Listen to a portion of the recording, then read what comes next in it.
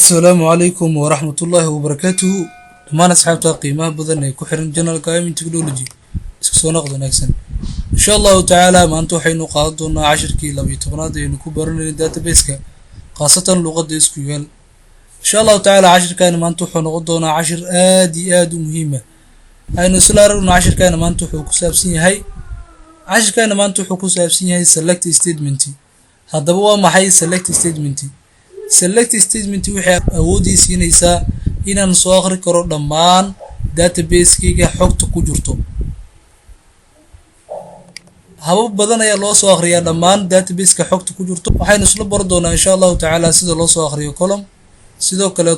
column-ka aynu soo akhrinay sida loo sameeyo alias waxa la dhahaa column-ka aad soo sameysay inaad magac u bixiyid magacu qofka user-ka isticmaalaya oo arki lahay aan isla baran doonaa sidoo kale sida column loo soo akhriyo anagu isticmaali doono where sidoo kale sida column loo soo akhriyo anagu isticmaali doono condition lagu magacaabo an sidoo kale sida loo soo akhriyo column anagu isticmaali doono condition-ka between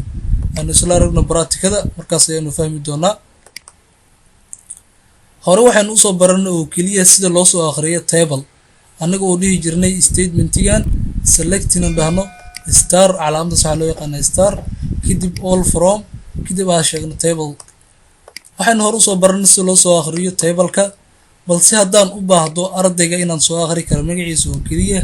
iyo ID-giisa iyo age-kiisa sidee baan ku soo akhri karaa waxa ay suurto gelinayso select statement ma aragtay ma tagtay xafiis ama ma tahay arday xafiiska ma tagtay kaliya ma lagu dhahay sheeg ID-gaada kadib xogtaada oo dhameystiran ma soo dhacday sidee ku dhacday waxaa la isticmaalaya waxa lagu magacaabo select statement waa jabtar dhan oo weyn insha Allah ta'ala waxaan isku dayi doonaa inaad daqiiqado yar soo koobno si aad u fahantiin hadda waxaynu soo akhri doonaa ardayga magaciisa iyo sidoo kale ID-giisa bis ayaan soo akhri doonaa xogtan kale waxaynu dhihi doonaa select markaanu dhahno kadib waxaynu sheegi doonaa column-ka aynu soo akhrinayno column-ka ka bilaabo doona waxa waa student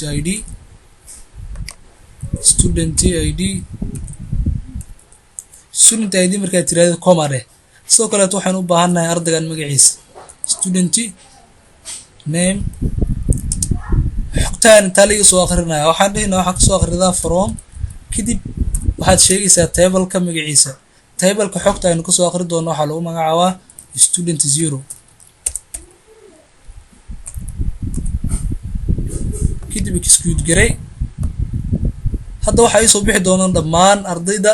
11 arday meeshan ku jirto balse waxa la soo akhri doonaa oo kaliya student ID-ga iyo student name uma baahni column-ka lagu magacaabo ardayga age-kiisa iyo address-kiisa iyo class-kiisa iyo tal soo jidbaad waxaynu soo akhrinay student name iyo student ID haddaba magacaashan aan soo bixiyay sidee baan ugu sameyn karaa alias ama as waxaa loo soo gaabiyay alias waxaa loo magacaabaa student ID-gaas gaabsan qofka user-ka oo programmer-ka waa fahmaya student ID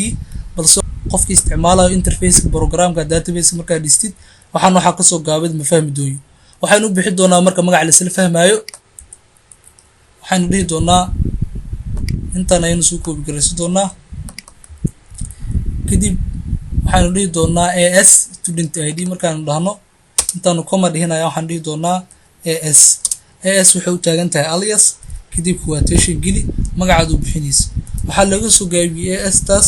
student kadib ID qofka isticmaalaya database-kan aad samaysay waa fahmaya student ID balse ma fahmayo std ID column-kan kaleetana waxaynu ku bixi doonaa asigana as ayaan dhihi doonaa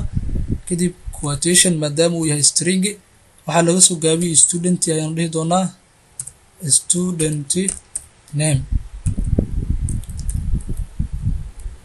intaan ayaan execute garay doonaa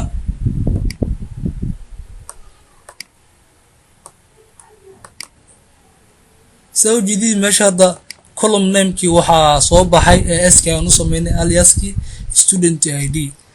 sidoo kale student name balse code-ka interface-ka oo soo sameynay mugo horeeto aan programinayna code-ka waxa ku qoran st das ma fahmayo qofka isticmaali doono database-kan balse waa fahmi doonaa student ID. hadda waxaynu soo akhrinay dhammaan ardayda specific column laakiin ka soo akhrinay balse sidee u soo akhri doonaa hal arday haddaan u baahdo waxaan isticmaali doonaa waxa lagu magacaabo where. waxaan dhihi doonaa select waxaad soo akhridaa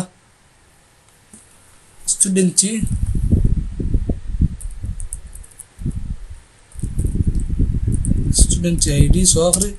sidoo kale waxaad soo akhridaa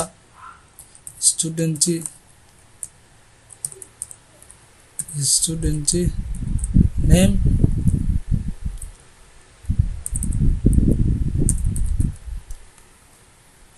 ardayga waxaan u baahanahay magaciisa ID-giisa oo kaliya intaas markaan dhahan waxaan dhihi doonaa waxaa ka keentaa from table-ka magaciisa sheeg table-ka waxaa lagu magacaabo student 0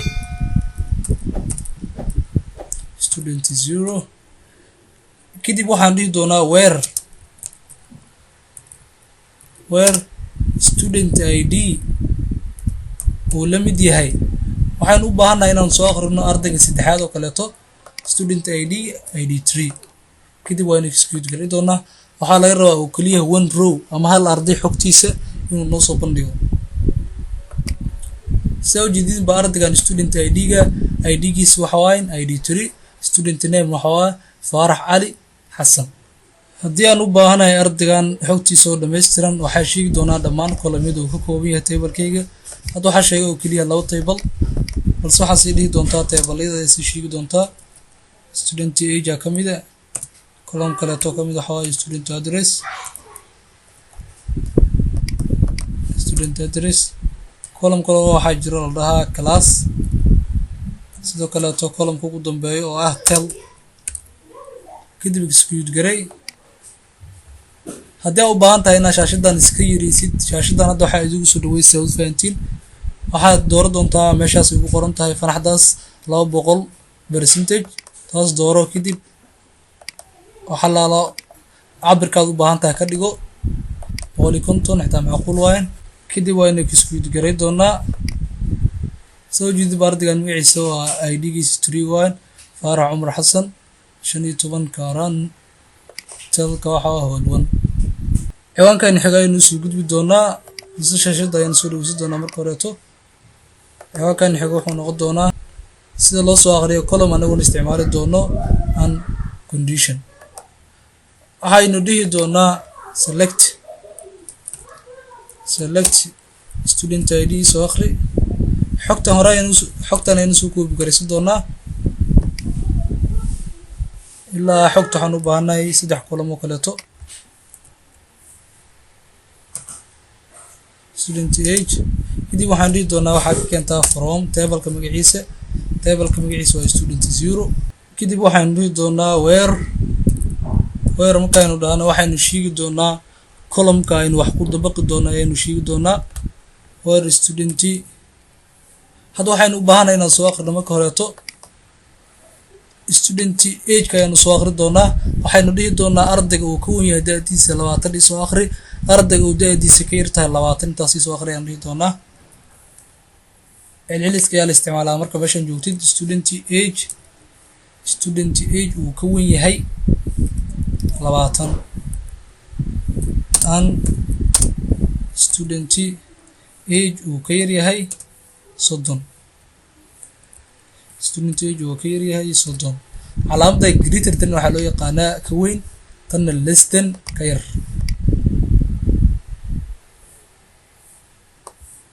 kadib execute garay soo jeedid hadda waxaa 20 ka weyn ardaygan oo jira 25 iyo ardaygan kale oo jira 23 aynu aragno inuu sax sheegayo inuu qalad sheegayo aynu soo kicino table-kayna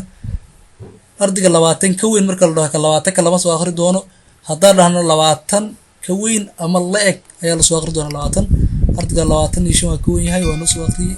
ID2 sidoo kale wuxuu noo soo akhriyay 23 jiro haddaan u baahanahay ardayga jir 20 soo akhri iyo ardayga ka yar 30 waxaan dhihi doonaa meeshan ayaan waxaan geli doonaa anta ayaan waxaan dhihi doonaa equal ka weyn ama la eg sidoo kale to 30 greater than or less than calaamada inta ayaan ku marinay sorry ka weyn ama la eg ayaan dhihi doonaa kadib execute garee waxaa la rabaa ardayga 20 jir inuu soo akhriyo iyo ardayga 23 25 inta kale uu soo tago waxaynu soo gudbi doonaa ciwaankayna xigo waxa uu yahay sida column la soo akhriyo anagoo isticmaali doona between kadib waxaynu dhihi doonaa select iyo soo akhri kadib column-yada soo akhri doono sheeg waxaad ka soo akhridaa table-ka ka soo akhrinaysa from ka keen kadib table-ka magaciisa table-ka la keenay waa student 0 intaas markaan dhaano waxaan u baahanahay inaan soo akhrino between ayaan isticmaali doonaa markaanu sheegno table-ka magaciisa waxaan dhihi doonaa where markasta naga meherayno markasta condition isticmaali doono where aynu soo qaado doonaa kadib condition kale aynu geli doonaa hadda waxaynu dhihi doonaa where